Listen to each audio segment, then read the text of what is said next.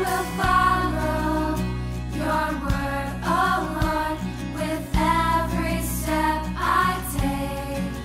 I will listen to you, oh Lord, for you will show me the way. 오늘 함께 나눌 하나님의 말씀은 요한계시록 18장 4절로 8절의 말씀이 되겠습니다. 오늘 말씀을 제가 읽어드리도록 하겠습니다. 또 내가 들으니 하늘로서 다른 음성이 나서 가로되 내 백성아 거기서 나와 그의 죄에 참여하지 말고 그의 받을 재앙들을 받지 말라. 그 죄는 하늘에 사무쳤으며 하나님은 그의 불의한 일을 기억하신지라. 그가 준 그대로 그에게 주고 그의 행위대로 갑절을 갚아주고 그의 섞은 잔에도 갑절이나 섞어 그에게 주라. 그가 어떻게 자기를 영화롭게 하였으며 사치하였는지 그만큼 고난과 애통으로 갚아주라.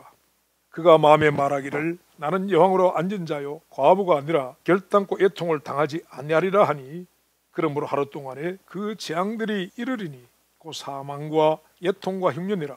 그가 또한 불에 살라지리니 그를 심판하신 주 하나님은 강한 자이심이니라. 아멘.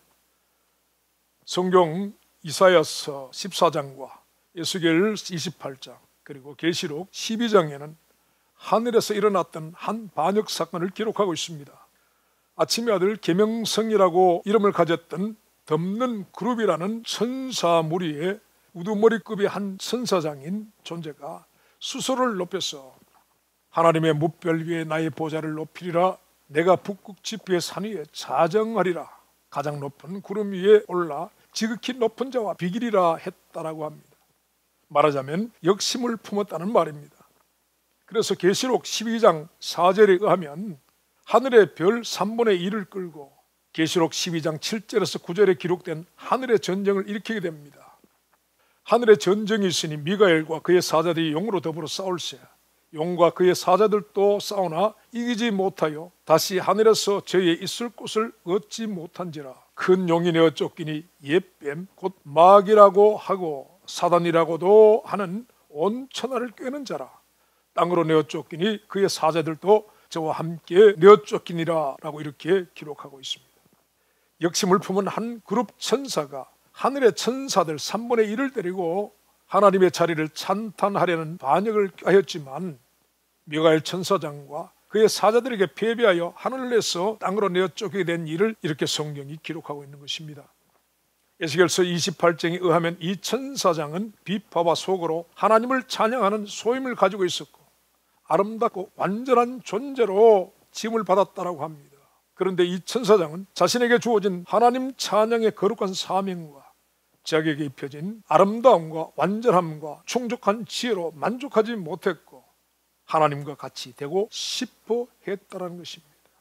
에스겔서 28장 17절 말씀에 네가 아름다움으로 마음이 교만하였으며 네가 영화로움으로 내 지혜를 더럽혔으며 내가 너를 땅에 던져 열왕 앞에 두어 그들의 구경거리가 되게 하였도다 라고 말씀합니다. 여러분, 이 반역의 이유는 교만이었다라고 합니다. 이렇게 교만으로 반역을 일으킨 이 천사를 성경은 용 그리고 옛뱀 또 마귀 사단이라고 부르게 됩니다. 하늘에서 땅으로 쫓겨난 이 사단은 하늘에서 못다 이룬 반역의 일을 함께 쫓겨나 더러운 귀신들이 되어버린 범죄한 천사들과 함께 땅에서 지금도 여전히 꾀하고 있습니다.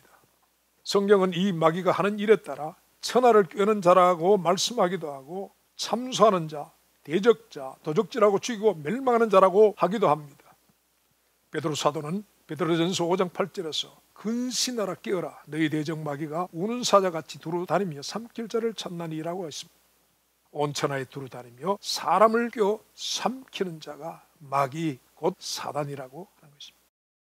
하늘에서 땅으로 쫓겨난 이 마귀가 창세기 3장에 에덴 동산의 뱀으로 하와 앞에 나타나게 됩니다. 여러분, 에덴 동산은 죄가 없는 것이었고요, 거기에 있던 두 남녀는 죄를 모르는 순결한 상태에 있었습니다. 그들은 벗은 몸이었지만 부끄러움을 느끼지 않는 순수한 사람들이었습니다. 그런 사람을 뱀이 꿰기 시작합니다. 하나님이 참으로 너희들어 동산 모든 나무의 과실을 먹지 말라 하시더냐?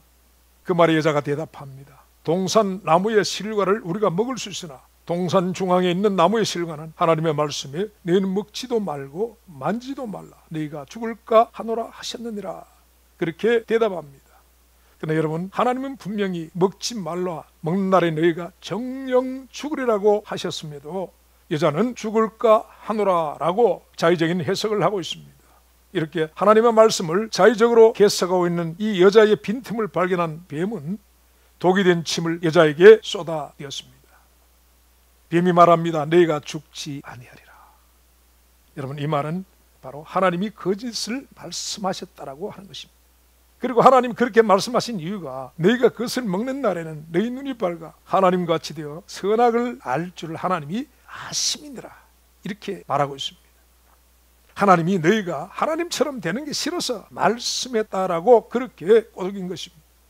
이때에 뱀의 말을 듣던 하와의 마음에 화살같이 꽂히는 것이 있었는데요. 여러분, 그것은 바로 너희가 하나님같이 된다라는 말이었습니다. 뱀은 이렇게 치명적인 독을 사람에게 뿌렸고 그 사람은 그 독에 취하여 마침내 선악을 알게 하는 나무의 과실을 주저없이 따먹게 됩니다. 여러분, 그 뱀독의 이름은 바로 교만이었습니다. 한국어 사전에서 교만은 잘난 체하여 뽐내고 버릇이 없다, 또 거만하다, 젠치하고 뽐내며 방자하다라는 그런 뜻으로 말하고 있는데요. 여기서 방자다라는 말의 뜻은 우리말 사전에서 주제넘다, 건방지다라는 뜻으로 설명하고 있습니다. 이러한 이 교만의 뜻은 히브리어나 헬라나 별반 다르지가 않습니다. 자기를 높이다, 우쭐하다, 오만하다, 교만하다, 부풀다, 자고하다, 연막치다, 우쭐대다, 자랑스럽게 여기다 라는 그런 등의 의미로 사용되고 있음을 보게 됩니다. 그러나 여러분, 이 교만의 성경적 의미는 피조물이 창조주신 하나님과 같이 되려고 하는 것이라고 할 수 있습니다. 하나님이 정해주신 자기의 분수, 그 자리를 벗어나 창조주의 영역을 넘보는 마음이 교만이라고 하는 것입니다. 하늘에서 교만의 원조인 사단은 자기의 자리를 떠나 하나님의 보좌를 찬탈하려 시도했고, 땅에서는 사람이 하나님같이 되려는 교만으로 선악과를 앗먹었습니다. 하늘과 땅의 반역과 불순종의 원인이 바로 이 교만 때문이었다라고 하는 것입니다.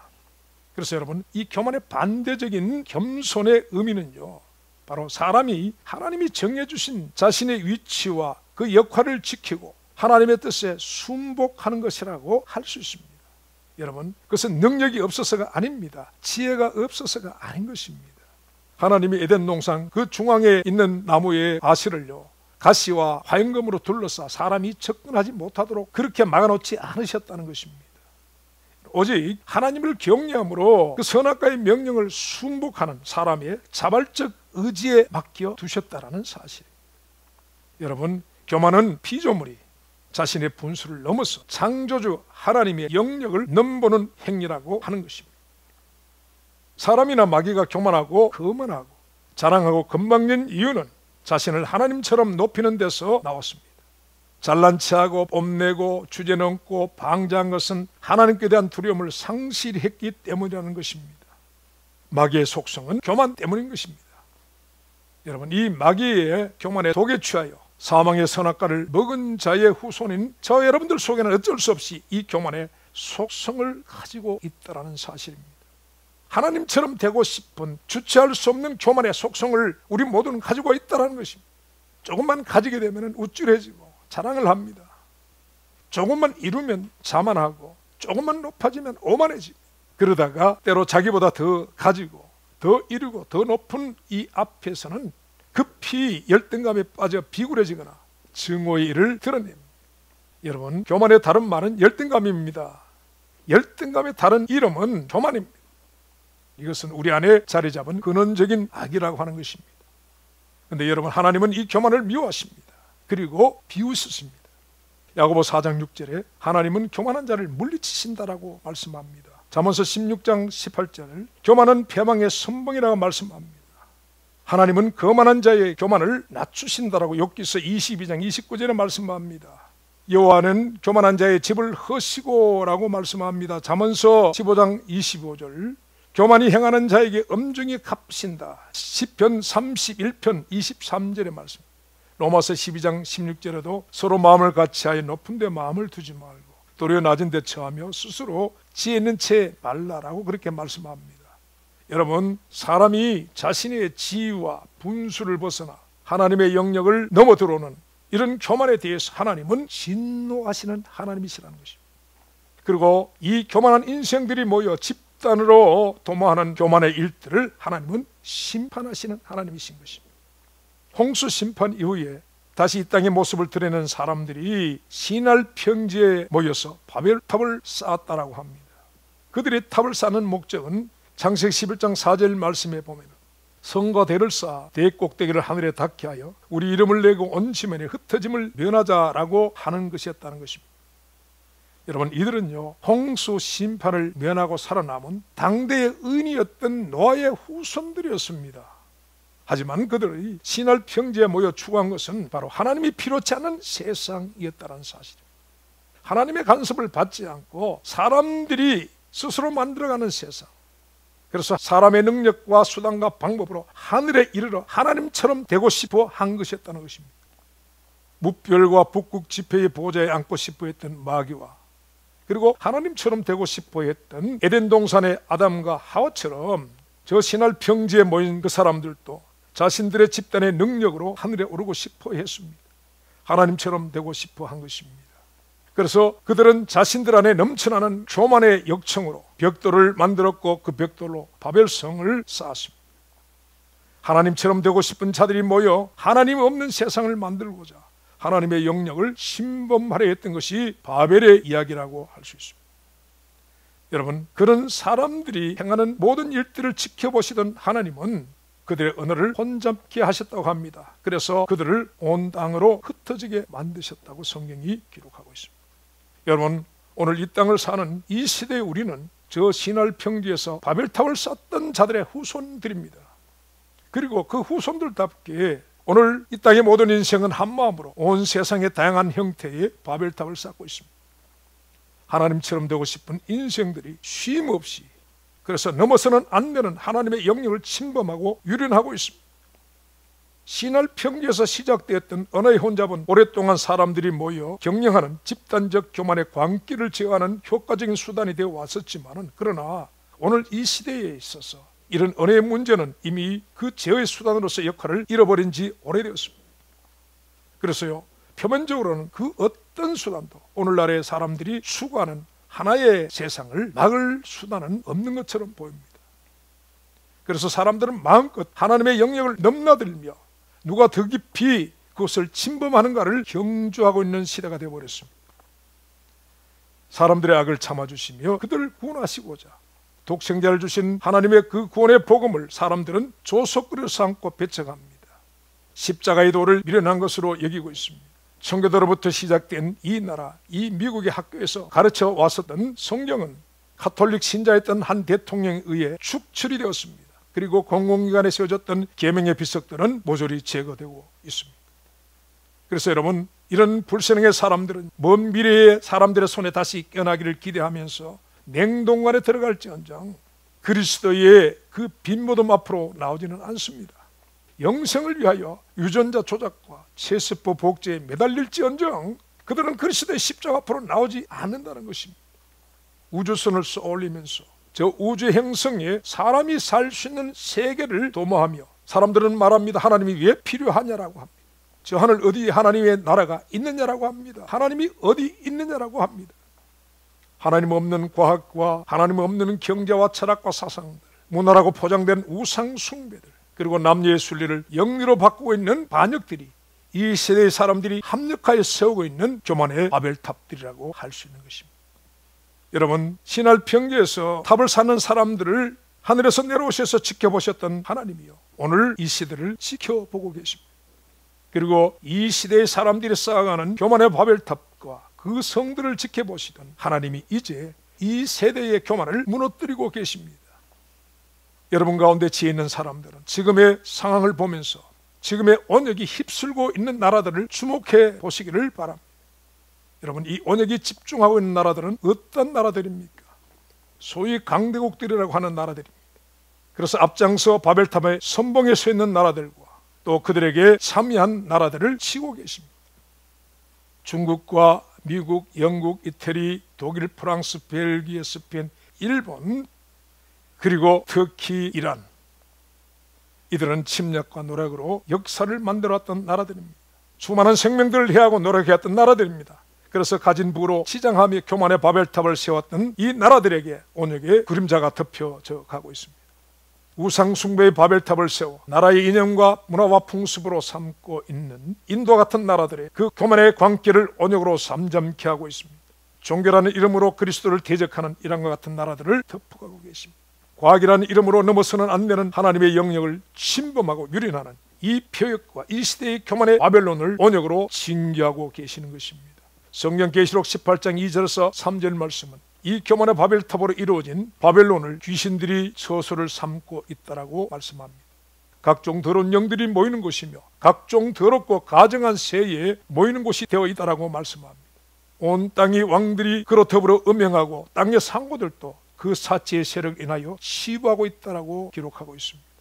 계시록 18장 13절 말씀에는 이 바벨론의 상고들의 거래 품목에는 갖은 사치품과 함께 소와 양과 말과 수레와 종들과 그리고 사람의 영혼들이 있다라고 말씀하고 있습니다. 여러분, 이 시대에 사람의 유전자 조작과 제세포 복제는 바로 사람의 영혼을 거래하는 일들이 되는 것입니다. 그래서요, 하나님은 장차 이러한 성을 큰 맷돌을 바다에 던지는 것 같이 계시록 18장 21절 말씀에는 영원한 형벌의 바다에 던져 넣을 것이라고 말씀합니다.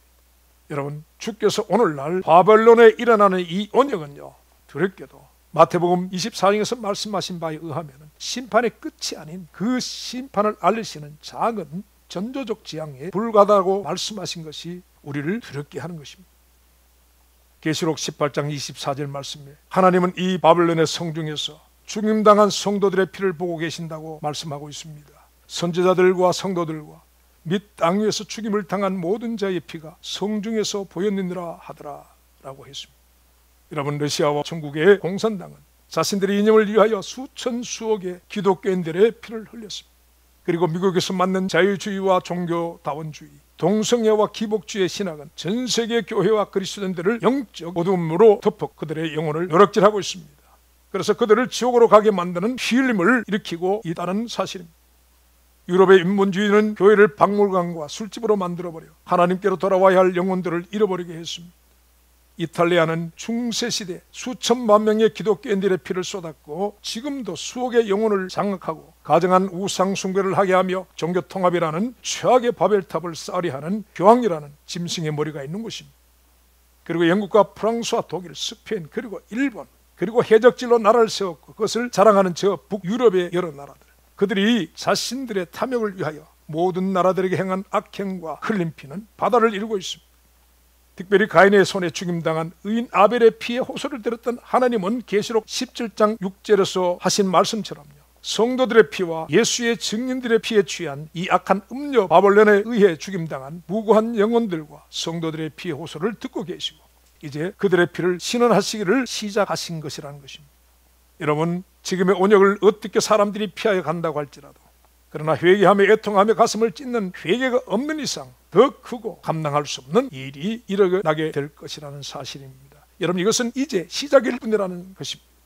계시록 18장 5절에서 8절 말씀에 그 죄는 하늘에 사무쳤으며 하나님은 그의 불의한 일을 기억하신지라 그가 준 그대로 주고 그의 행위대로 갑절로 갚아주리니 그의 섞은 잔에도 갑절이나 섞어 그에게 주라. 그가 어떻게 자기를 영화롭게 하였으며 사치하였는지 그만큼 애통으로 갚아주라.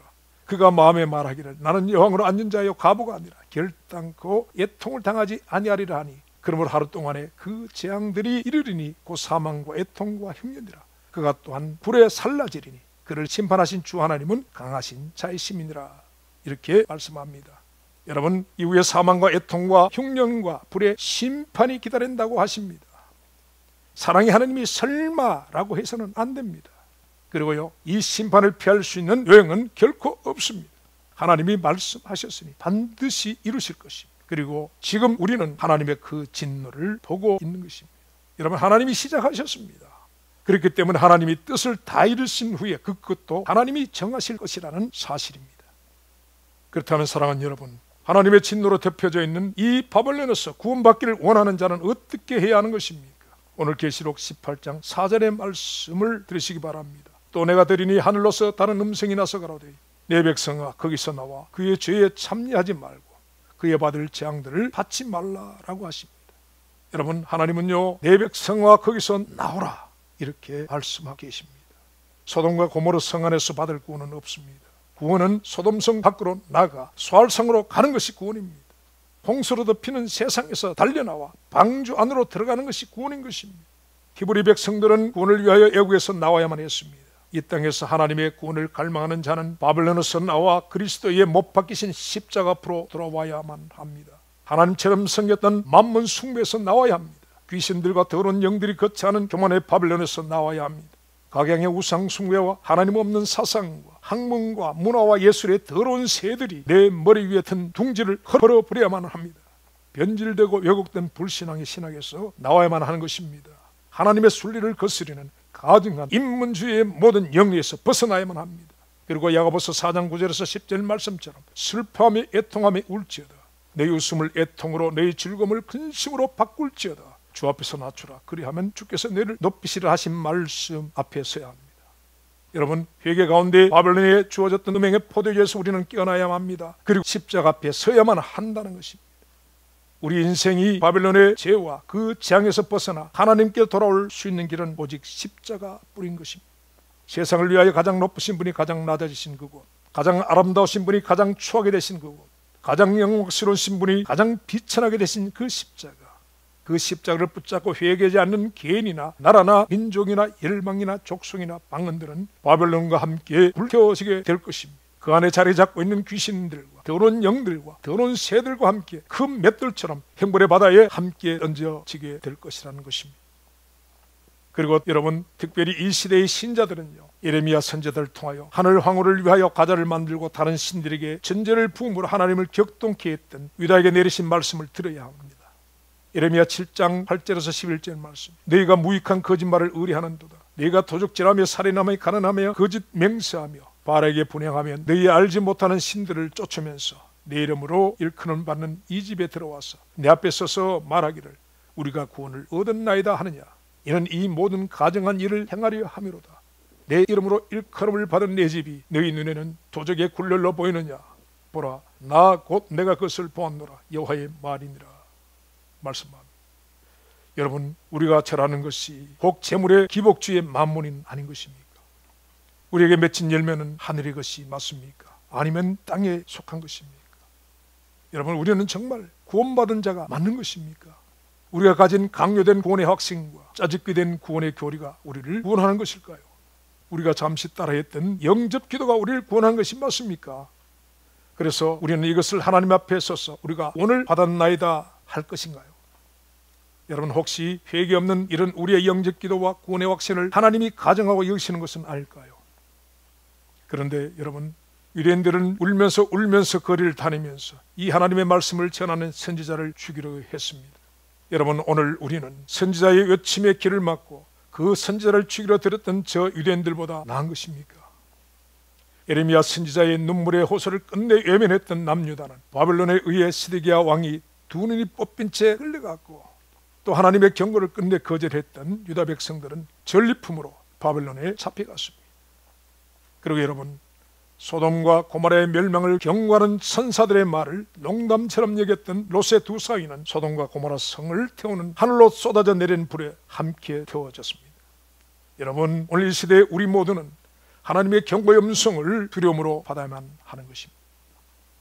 오늘 이 땅을 덮고 있는 이 온역은 황실의 황태자도, 그리고 한나라의 수상도, 그리고 거리의 노숙자도 가리지 않습니다.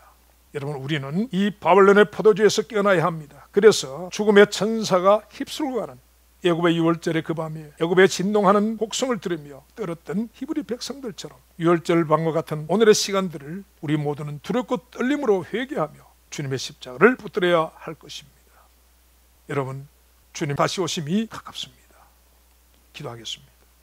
오늘날 너희가 그 음성을 듣거든 노하심을 격동하여 광야에 시험하던 때와 같이 너희 마음을 강팍게 하지 말라 하신 주님, 이 시대의 언역으로 보이시고 들려주시는 주님의 음성을 듣는 우리 모두가 되게 하여 주옵소서.